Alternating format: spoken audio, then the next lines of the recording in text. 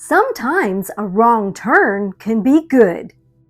Our Waze navigation led us here to the 38th parallel in West Point, Kentucky.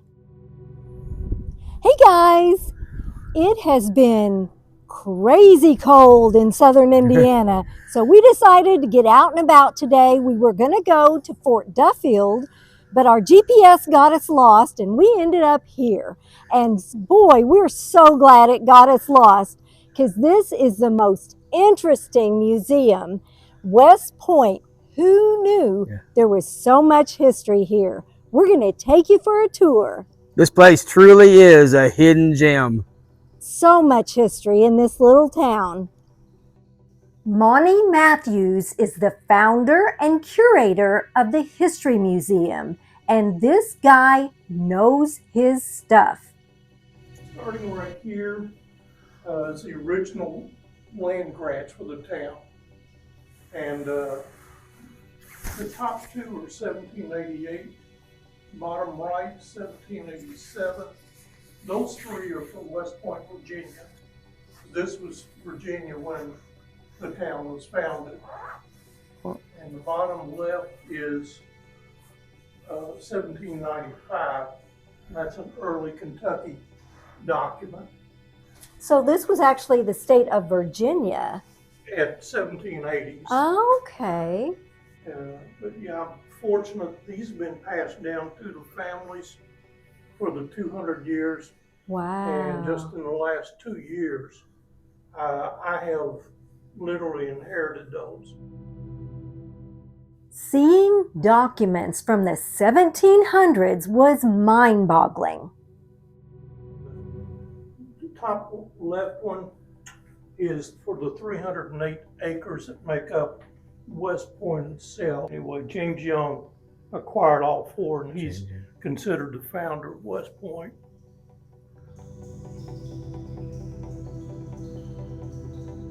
The first cabin was built in 1789, and that's what it would have looked like. And that's a cornerstone to it. And this is the log from it. This is the picture in 1862, and we can date it by the baby there on the steps.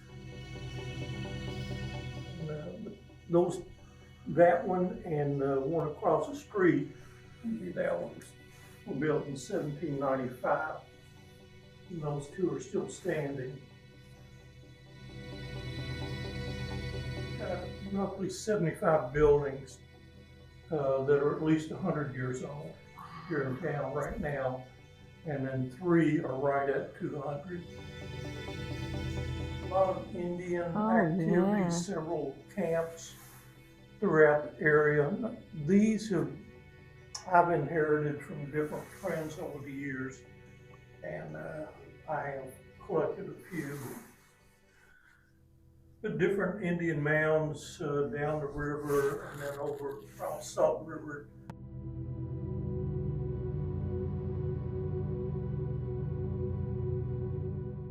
We ended up spending nearly 3 hours with Monie, who is a wealth of knowledge as far as the history of this area. Obviously, we're just giving you snippets in this video. Shanty boats, something you don't think about too much, but we did have a shanty boat colony here up till roughly end of World War II in the 40s. Lived just kind of off the grid.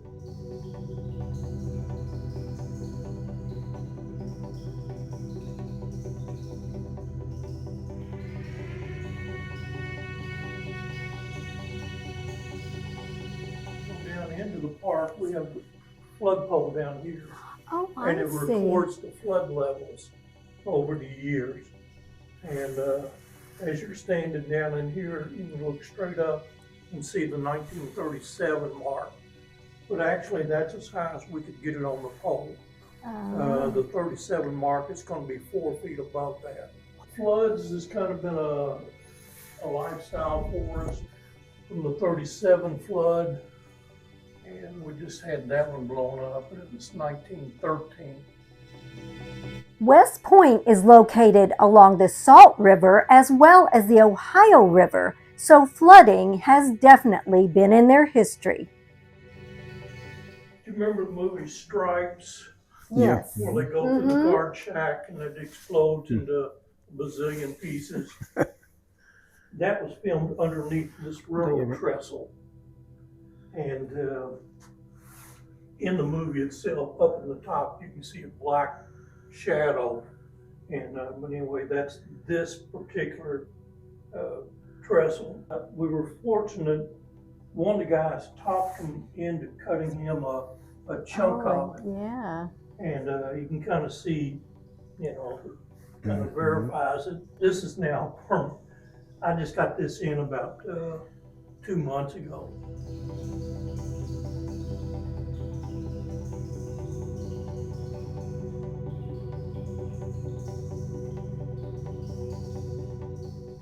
Put in about 1936, just prior to, well, about 35, 36, because they were getting ready to ship the gold to Fort Knox. So they had put in a new or substantial trestle in there. So when was the gold moved to Fort Knox? Before the 37 floods. It was about 36, along that time frame. Yeah. This is the James Young house, built in 1797. In next week's video, we'll give you a tour of the James Young house. We've got a rich military heritage here in town. I've got roughly 200 pictures of citizens from here that have served, but I have a list over 500 now. This little display is Hall of Famers. Have had some prominence. Several presidents have passed through or stopped here. Most of them on that bottom row really were military connected. They were going out to Camp Knox or Fort Knox. You know, women in history just don't get whatever mentioned as much, but I at least wanted to do something to recognize women who held the organizations together.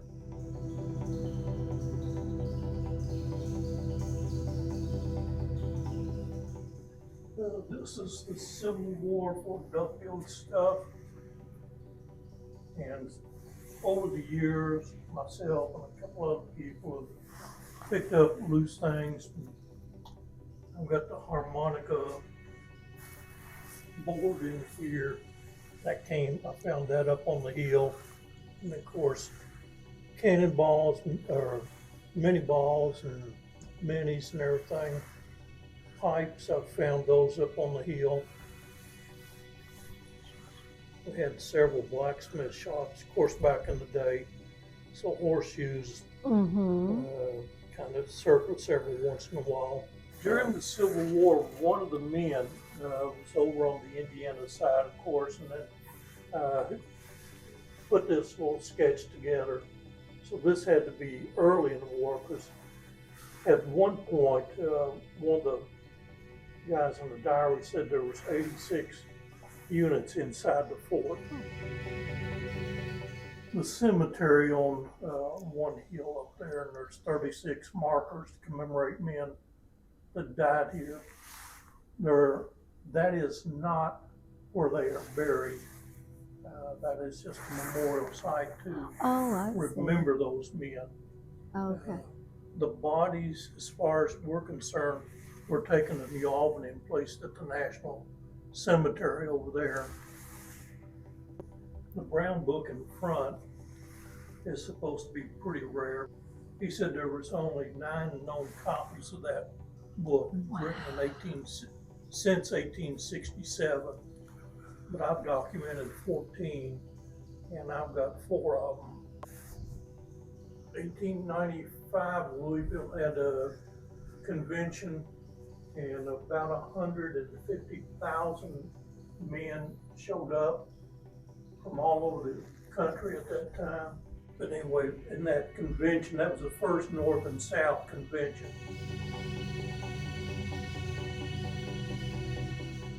This museum is located in the National Register Historic District in West Point and is a gathering spot for area historians.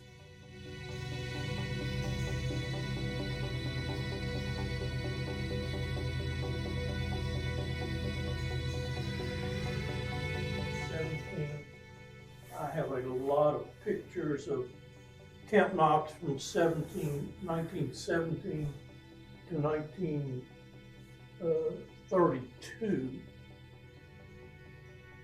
So this is prior to the Fort Knox. Yes. It was Camp Fort Knox actually started about 1936. In the early 30s, it was called Camp Knox National Forest. And then about 35, 36, it took on the fort designation and started building up, getting ready for World War II, kinds of different souvenirs. This is kind of a prize collection, but these are all letter openers. And they're swords. Look at that. That is amazing. Gosh. I've got a sword, a scabbard, a saber. And the letter openers. That is so cool.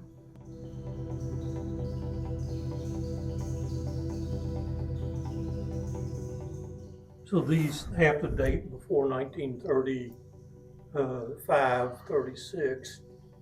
Now, something you don't see anymore is glove boxes. But, you know, the soldiers, especially the officers, always wore dress white gloves. So you put it in this velvet lined case.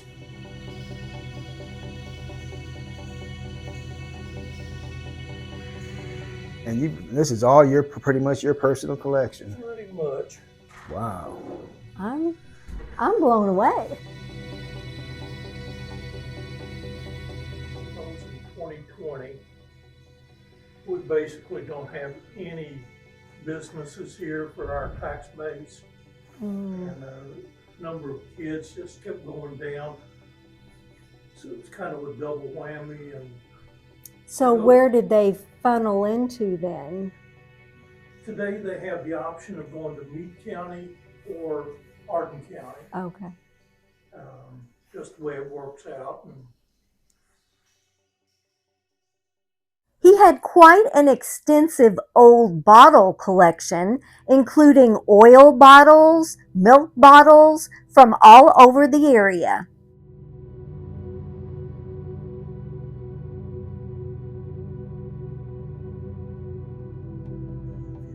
it was a one-room school, and it was, population over there would get up to 80, 85 at times.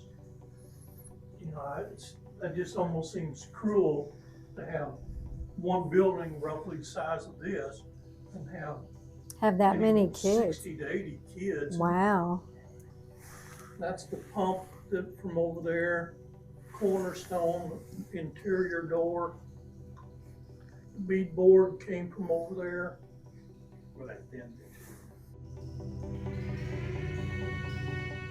Picture. That's what it looked like in 1925 when it was built.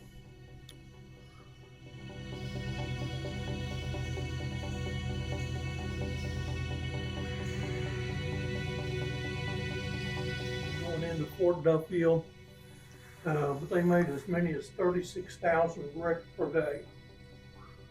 Each one of those brick kilns would hold up to 90,000 brick. So it would take about 2.5 days to completely fill up each one of those kilns for those bricks to dry. Even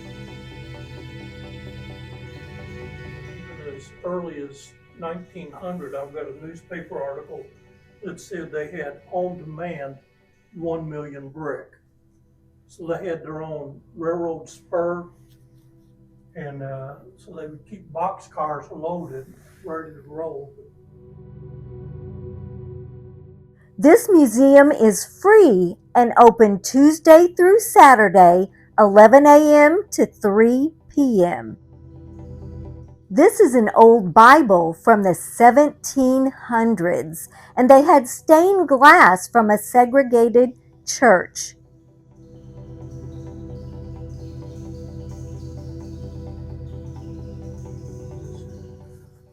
Music award of his, but Randy's wife really didn't want all this stuff. And his kids just had no desire for any of it. Randy Atcher was from West Point, and he was a local TV celebrity back in years gone by with a show called T-Bar V. If you love history, we highly recommend making a trip to West Point to see this museum. If you would like to see more of our videos, click the video that just popped up on your screen.